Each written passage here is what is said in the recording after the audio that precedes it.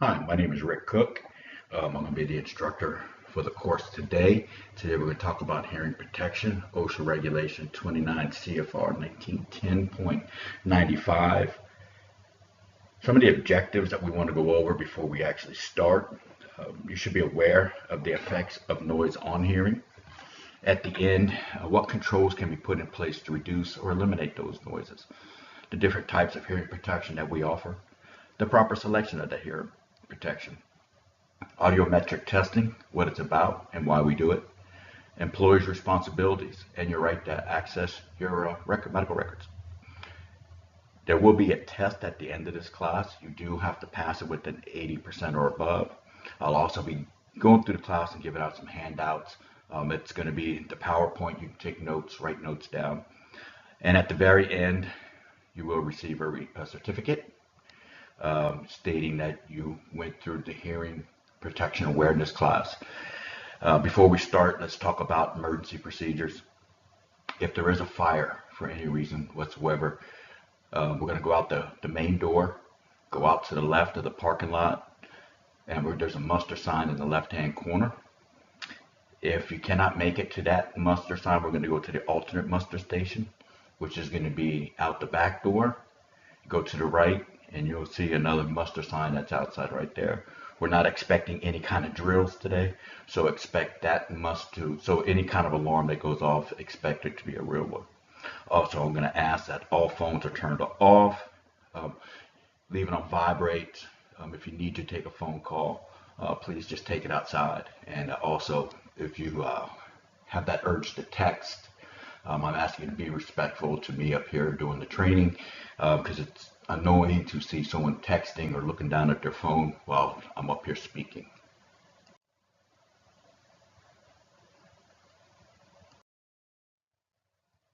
One misconception that's out there on the effects of noise on hearing: can my ears adjust and get used to regular noise? No. If your ears are getting adjusted to the noise, then that means that your hearing loss has gotten to a certain point. What causes hearing losses? Loud music, firing of weapons, going to concerts. The theme, or what the normal talk about, is if you're talking to somebody and they have to scream or raise their voice, that means that you need some type of hearing protection in that area. And also, a misconception is, what if I can't hear something, do I get it back? No. Once you lose your hearing, it does not come back. The only thing that will help you at that point is there some type of mechanical device. There are three major types of hearing protection devices. The first one is going to be your ear muffs. There's two kinds of ear muffs, one that attaches directly to your hard hat, and the other one just fits over top of your head. These fit on the outer part of your ear. The second kind is going to be your hearing band. Again, these fit directly into your ear canal itself. When these aren't being used, you can take them out and just kind of slip them over your neck. So it's functional at that point goes. The third part is going to be your disposable earplugs. This is probably the most widely used in our industry today, unless you're in high noise level areas throughout the day, like an electrician in an SER house bay, or a motorman or mechanic that's on a platform offshore. But these disposables, for the most part, if you're in and out, you don't have to wear them for long periods of time. These are pretty effective. These go directly into your ear canal themselves, but these are disposables.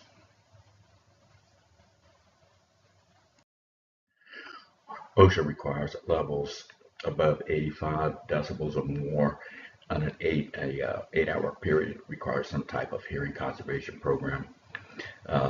First, the goal is to either engineer or remove the noise whatsoever.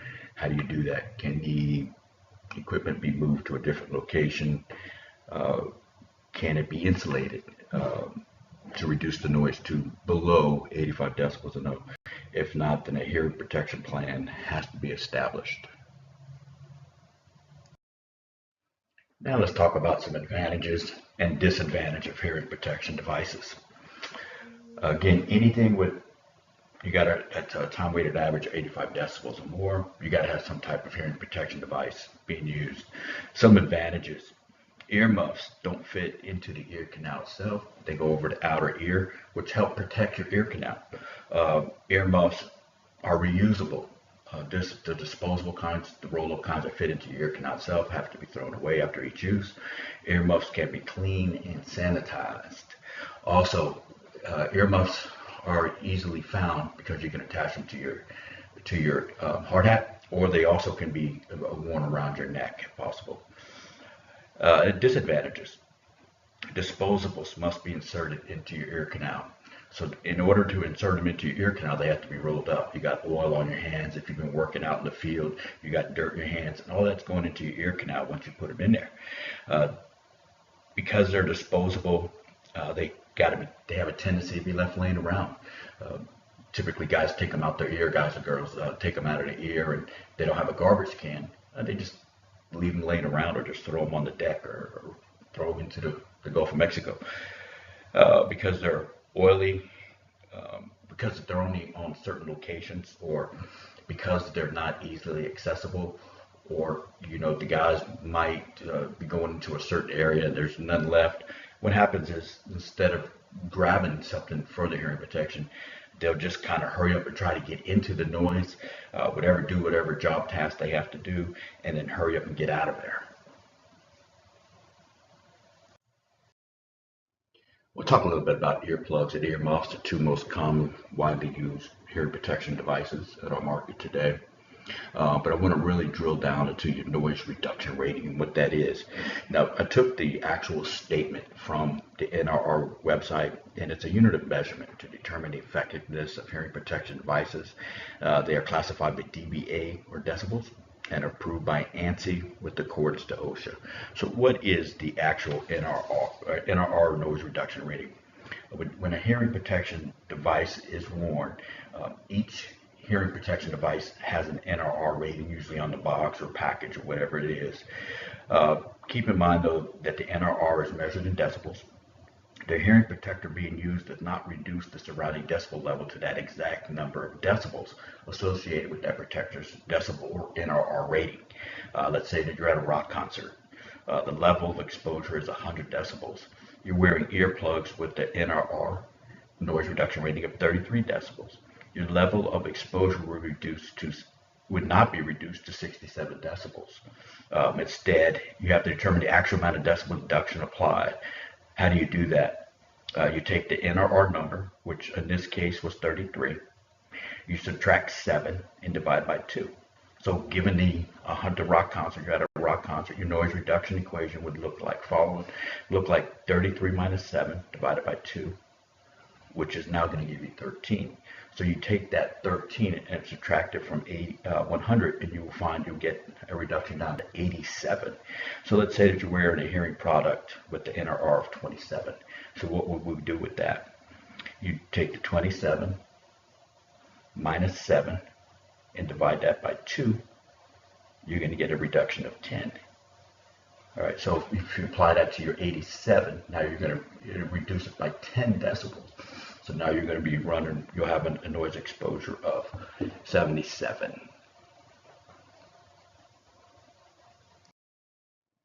While inserting your earplugs, it may cause the air pressure in the outer ear to rise, in effect pushing against the eardrum.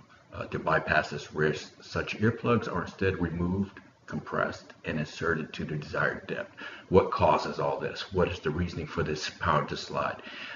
When inserting the earplugs, it may cause the air pressure in the outer ear to rise. What causes that? That means that you didn't compress the earplug itself all the way in, so that as you're inserting it, there's negative pressure that's being built up. If you've got it totally rolled up and inserted correctly, there won't be any negative pressure inside your eardrum.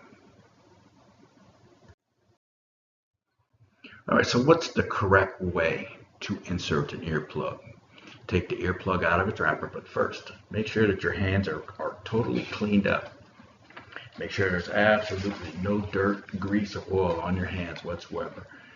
So you slowly roll and compress the disposable earplug into a very thin crease-free cylinder. And you can notice the picture on the right is it's actually the ones that are, while compressed, insert the plug well into the ear canal. With the opposite hand, grasp the top of the ear and pull outward. So you slowly roll the disposable earplug up. Grab your ear from the opposite hand behind your back, and that's the way I was taught, and then pull it up and out. Then you hold the plug in place with your finger until it expands and molds itself to the contour of the ear canal. And what happens if you don't do this? If you don't hold the plug in, what happens is when it's starting to decompress or compress, expand again, if it's not fully, if you don't have your finger behind it, when it starts to expand, it can start pushing itself out. And what happens with that is you actually lose the effectiveness of the earplug because it's not getting totally fitting into the ear canal itself. So how do we fit test it? In the presence of steady noise, alternately cover and uncover the ears with tightly cupped hands. With proper fitted plugs, noise should seem nearly the same, whether or not the ears are covered. So how do we take the earplugs out once we got them in? This is a bad habit of mine. I just constantly yank them out, and I felt that negative pressure inside of it. But truly to take them out in the proper way, removing them, carefully unscrew or jiggle it. And what I do now is I actually grab it just like I was inserting it. I pull on my outer ear, pull up and out again, grab the earplug with clean hands, clean fingers, and then pull it out.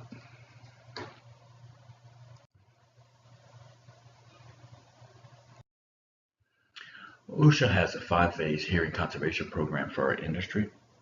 And what it's going to tell us is, first, how do we know if hearing protection is going to be required? A noise survey must be completed first. From that noise survey, you're going to know what kind of protection is going to be needed. Also, you're going to know how long will the protection that's needed, you're going to have to utilize it for. Also, you'll know if the noise level, what if it's still above 85 decibels? What do we do in that case? Now remember, we talked about the different types of hearing protection. Some might be an NRR rating of 22, some might be 33, and that's where this hearing conservation program comes into play. So if you have an NRR rating of 31 and you're receiving, or in your area is going to be 120 decibels, is that going to reduce it enough to 95 decibels or 85 decibels or below? Is that going to be sufficient? And so this is what this OSHA 5-phase hearing program is all about. The first part of our second part of it, is going to be audio hearing testing. All employees in a hearing conservation program has to be tested with first a pre-employment or a baseline, and then an annual test. With this baseline, now they can, every year when you go back to retest, they can see if you've had any decrease in your hearing whatsoever.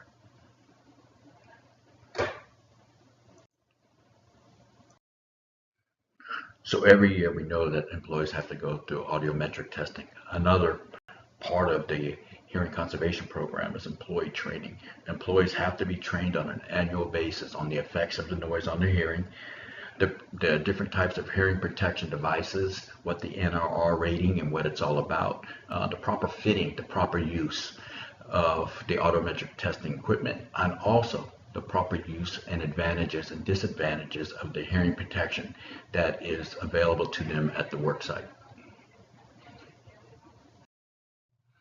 So to sum up the hearing protection program policy, so we know we got to have monitoring, we know we got to have training, then we got responsibilities and record keeping.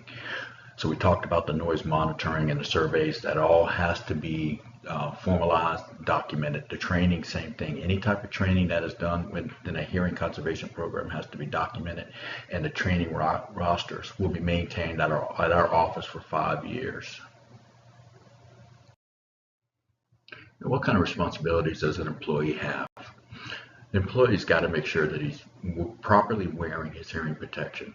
Whenever there is a sign that signifies that it is a high noise level area, If he's a mechanic, he knows that anytime he's going into that engine room or the generator room, or an electrician when he's going into the SCR bay. If you're on a drilling rig, when they're up on the drill floor, if you got a power tool, any of these type of situations where there's a potential for high noise levels, there's usually a little sticker that's going to state high noise level area. But what if he is using a tool, a grinding wheel? Well, in those type of situations, there's not going to be a sign that says wear hearing protection. But during the training process, the employee is going to be made aware that anytime he's using a grinder or any type of power tool, that he has to have hearing protection on any time that he's using that tool. Also, let's say that a pump is starting to go out and it's starting to make a really screaming noise.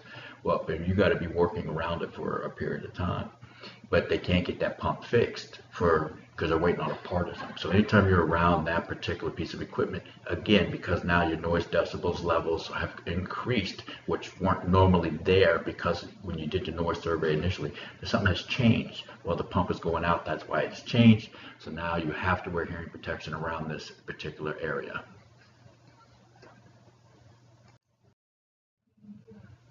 Remember, everybody, we use the keyword safe, which is stay accident free every day.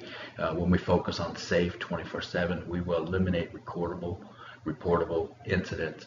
So this is going to end our discussion on this. I want to leave you with some key points. I've been in this industry close to 30 years right now. I've recently started another job because of the way the oil and gas industry has been the last few years. I had an audiometric test done. Now, they had no baseline for me, but I could tell you my hearing is not the same as from when I first started into this industry. Back in the day, I hate to say that word, but back in the day we didn't use hearing protection, or we thought we were too tough to wear hearing protection. So I'm telling you now, you don't think about it in your younger ages, but when you start to get older is when it starts to affect you. So just remember this at your house when you're weed eating. If you got a power tool at your house, use hearing protection, because it just little bit by little bit. Remember, it doesn't all happen at one time. It can come on just over short spurts, period of time. You lose your hearing. So always keep that in mind. Everybody have a safe day. Use your hearing protection as you need to. See you next time.